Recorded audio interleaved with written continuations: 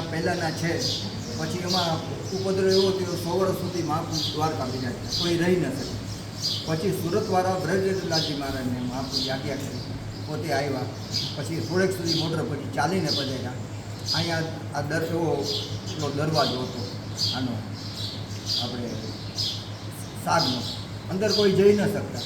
અને માનસીમાં મહાપુરુષ બિરાજતા. પછી એમને દરવાજો ખેંચી ખોલી અને અંદરથી ચોકરાજીની રચીને આખા શરીરમાં લગાડીને માછલીની જેમ પકડી, ઓહો મેરે વલ્લભ को इतना श्रम मोको रेनो व्यथा है, मैं आम दादा की सेवा करूँगा मेरे दादा. પછી કાકુભાઈ વાસણવાળા બહુ જૂના વૈષ્ણવ હતા અને ઓખાડ લીલાધરભાઈ, એને કીધું કે અમને પણ વલ્લભ કુંડું ધર્મ સમારું દાયિત્વ, અમે સ્થાનિક લોકો છે.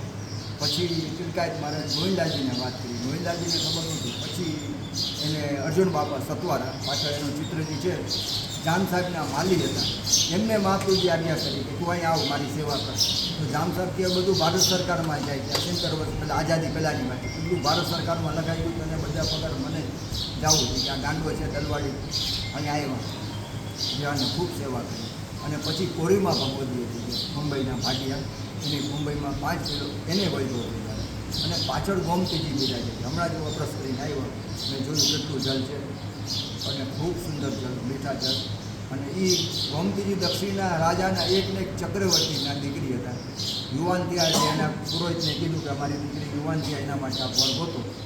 પછી પુરુષ ઘોડાગાડીમાં પોતાની ભોજનની સામગ્રી અને રાજાની પરંપરા, જન્માક્ષર, પોતાનું જે સાહિત્ય લઈ અને જપપાટને આખું વર્ણન થયું. તો અમુક ટાઈમ પછી, ઘણા સમય પછી એવો જ વૈભવ અને સક્ષમ રાજાનો ખબર મળી ગયો, બધાના જન્માક્ષર બધા મળી ગયા. એટલે પુરોહિત લઈ અને રાજદરબારમાં બધા ભેગા થયા અને મૂકે તો રાજા ઊભા થયા. એની પહેલાં પુરોહિત ઊભા છે, રાંગરી ઊંચી કરી કે રાજા સાહેબ 1001% ગોમતીજી માટે આવો કોડ મળવો દુર્લભ છે.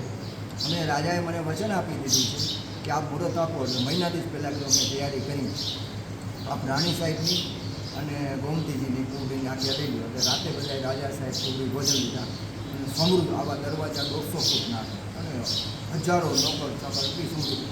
પછી ગોમતીજી, પછી પિતાજીએ બધાએ ભોજન લીધું, ગોમતીજીના મહેલમાં ગયા. પછી રાજાએ રાણી સાહેબને વાત કરી, પુરોહિત લઈ આવ્યા છે અને કુંવર સાથે આપણે નક્કી થઈ ગયું છે કે એને આપણે કુંવરબાને દીકરીની આજ્ઞા લઈ લો, પછી આપણે લગ્નની મુહૂર્ત થઈ. એટલે આપણે સેનભોગમાં ડબરા દરેકને કાજુ, બદામ, કેસરવાળું દૂધ સોનાના પાત્રમાં લઈ અને રાણી સાહેબ પોતે સોનાના હિંડોરામાં બેસાડી કે માં તમે કેમ આવ્યા? આપણા લોકો છે રોજ લેવા છે કે ના પહેલાં દૂધ આરો કરી, ના પહેલાં મને કહો કંઈ કારણ છે. એ તો સમજી તો ગયા જ, માં કેમ લઈ આવ્યા? વાલી કરીને દૂધ આવી. પછી એ વાત કરી કે પિતાજીએ એને આપણે થોડીક તારા માટે માગું આવ્યું છે, બધી રીતે સક્ષમ છે, શું કે આપણે તૈયારી કરી, ગુસ્સે થઈ ગઈ. હું લૌકિક પુરુષને વરવા નથી, ભગવત પ્રાપ્તિ માટે આવી છે, પ્રભુ આજ્ઞા દર્શન કરીશ. રાણી સાહેબ તો સ્તંભ થઈ ગયા. 3 દિવસનું વાતાવરણ બગડ્યું. જે દિવસે રાજાએ સામેથી કીધું આ રાણીવાસમાં આટલું બધું રીચાળ, આનંદ, કિલ્લો, નોકર ચાક બધા મોઢા ચાલે, શું થયું? ગોમતીજીએ શું કીધું લગ્નનું? રાણી સાહેબ પિતા કહ્યું કે ગોમતીજી ના પડે. હું પાલક પિતા અને રાજાને વચન દેવાઈ ગયું અને અમારે રાજાને વચન ન આપ્યું તો કાંઈ અનર્થ થઈ જાય. પોતે મહેલમાં જઈને ગોમતીજી ઉપર ગુસ્સે થઈ ગયા કે હવે તમે યુવાન થઈ ગયા, તમને લગ્ન કરવા પડશે. અને અમે તૈયારી કરી. એકને એક દીકરી એ બધા નોકર ચાકર કાઢીને પોતાના ઠાકોરજીના રૂપમાં 3 દિવસ એક આસને બેસીને ભગવત નામ લીધું.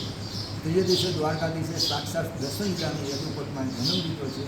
પૃથ્વીનો ભાર ઉતારવા માટે શ્રીમદ ભાગવત અને અસુરોનો મહાભારતનું કાર્ય પૂર્ણ. પશ્ચિમમાં સોનાની દ્વારકા વસાય, આપ આવો આપણે મને પૂર્ણ થાય. અને ગોમતીજીમાં નવું તેજને ઉજાડી માટીવા 3 દિવસ નોકર ચાક બધા દરવાજા મોટા બંધ કરી ગયા.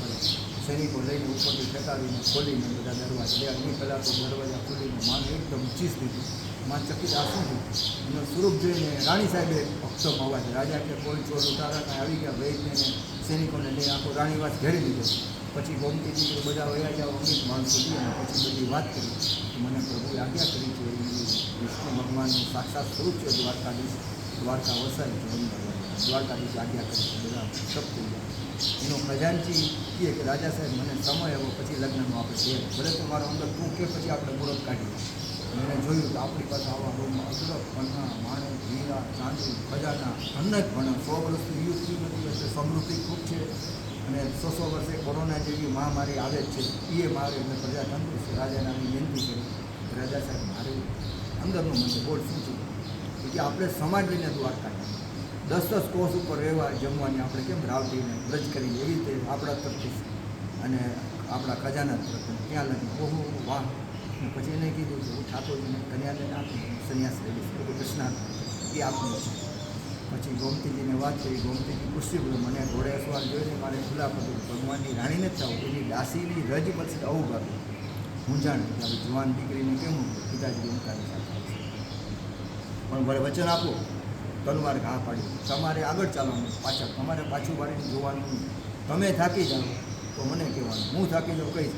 આવા વનપડ હોય એવા વનપડ લઈ ઠાકોરજીને ધરી અને એ આરોપતા આંચી વસ્તુને પ્રભુ બિરાજતા સમુદ્રનો તો એકદમ સંગન વન મોટા ઘન ઘોર તે અને એના ઝાંઝર હતા એટલે ઝાંઝર નીકળી ગયા કાંટાવાળા ઝાડ અને કપડાં ફાટી ગયા. મોટા મોટા પત્તા ઢાંકીને આવતા હતા. આમથી આપણે અહીંથી 30 ફૂટ ઉપર 20 વર્ષથી વરસાદ ખૂટતા જ ગોમતીજીનું મુખ જોયું નહોતું. નકર એ પાછું જલ આવે જ રાખે.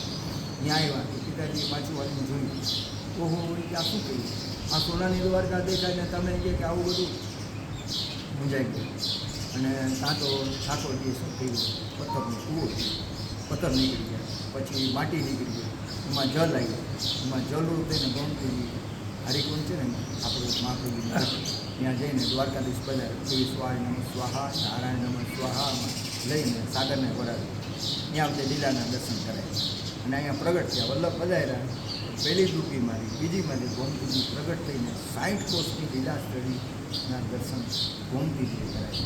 બીજી પિંતા પછી આપણે ચરણગંગા ભગવાન રૂક્ષ્મણીજીને પ્યાસ લાગી હતી ને ભગવાન જમણા પગના હજી સ્થળ એકદમ બાજુમાં ફોટો 35 કિલો ટાટાનો મીઠું ફોટો તો એસિડ જેવું પણ એકદમ નિર્મલ ગંગા એ પછી મૂળગંગા પછી આપણે બરેડિયા પછી દ્વારકા ક્ષેત્ર પછી આપણે એને રૂક્ષ્મણી બની પછી દારૂકામાં ગોપી તલાવ સુંદર બિરાજી આપ્યું છે.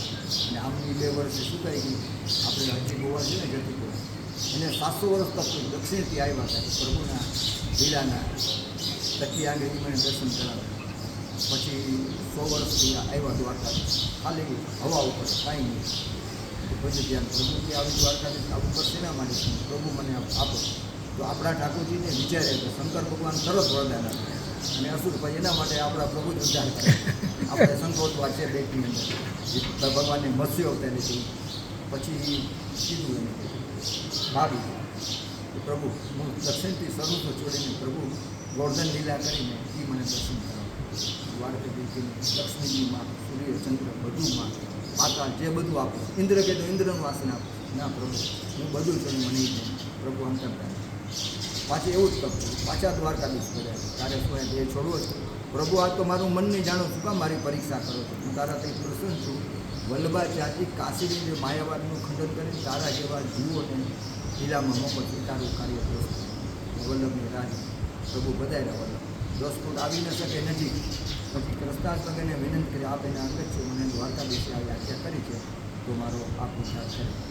પછી મહાપુરુષ કૃષ્ણાસને વિનંતી કરી અહીંથી મહાપુરુષ જાય કે તારા સ્થાનો પર બેસો અને આપણે 10મા સ્કંદનો શ્લોક પર હાથ નિયમ ગોળગો કરણીઓ કર્ણકારણ વિદ્યુત આસન કનક વિષમ વૈજ્ઞ ચમાલામ નંદ ગોપણ નક્કી કરીને શ્રી વિશ્વનાથજીને વર્ણન ગોર્ધન અને સાધુ સાંભળીને કંકુ શાંતલીલામાં વલ્લભને ત્યાં તો દે છોડી દીધું. પછી મહાપુરુષજી જલ લઈને ઉપર સાથે હરે કૃપાના આપને કાઢ તું સાધનમાં ફલ પ્રાપ્ત આપ કૃપા કરો જેવું પોતાના પંક્તિમાં છે તો લીલાનો જીવ તો જા પ્રસ્તે પછી નામની હું દીક્ષા હવે આ તારો 8મી વાર કાર્ડ આવશે 7 વાર રોઈ ગયો છે હવે 8 આવશે સ્વીકાર. પછી વ્રજવાસીને ઘરે અનિયોરમાં જન્મ લઈશ મારા ગુસાઈજી તને સિનાજીની ગોવાલ હલજી ગોવાલ સોવાશે અને ગાયની સોવાથી તને સીધી લીલામાં નો બેઠો.